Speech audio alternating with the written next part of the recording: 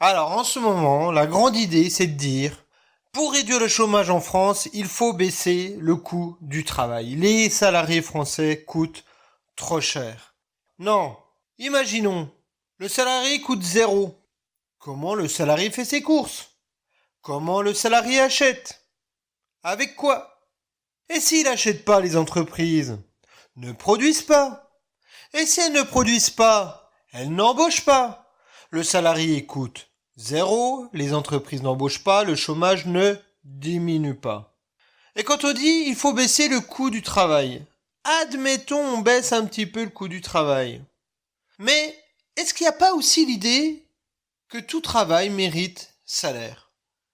Et pour reprendre la théorie du salaire d'efficience, dire que peut-être que si on augmente le salarié sera plus productif, il aura plus envie de travailler pour l'entreprise. S'il est plus productif, il rapporte plus d'argent à l'entreprise. S'il rapporte plus d'argent à l'entreprise embauchera et fera des bénéfices. De même, si j'augmente le salaire, j'attire qui? Les mauvais salariés ou les bons salariés? Les bons salariés, les productifs. Donc ma productivité augmentera. Est-ce que vous avez déjà vu un footballeur niveau DH se faire engager par un club et être payé des millions? Ben non, normalement ce sont les bons joueurs qui sont bien payés. Alors oui, de la même façon, dire, pour baisser le chômage, on augmente le salaire minimum. Et si le salaire minimum augmente, les gens ont plus d'argent pour consommer.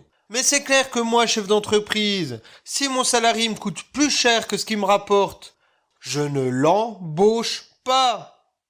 Or, avec le salaire minimum, ce qui est certain, c'est que parfois, le salaire minimum est à un niveau tellement élevé qu'il est supérieur à la productivité marginale du salarié, c'est-à-dire ce qu'il me rapporte. Donc, y a-t-il une solution miracle? Non. Ça dépend des secteurs d'activité, ça dépend des entreprises. L'idéal serait de faire des mesures spécifiques à chaque entreprise, qui est bien sûr impossible. Donc, nos dirigeants politiques prennent des décisions, mais ça marchera pour certains, ça ne marchera pas pour d'autres. Parfois, baisser les salaires n'est pas la solution pour baisser le chômage. Parfois, augmenter le salaire n'est pas la solution pour baisser le chômage. C'est tout pour cette vidéo de présentation. Alors je vous dis à très bientôt les amis. Salut tout le monde!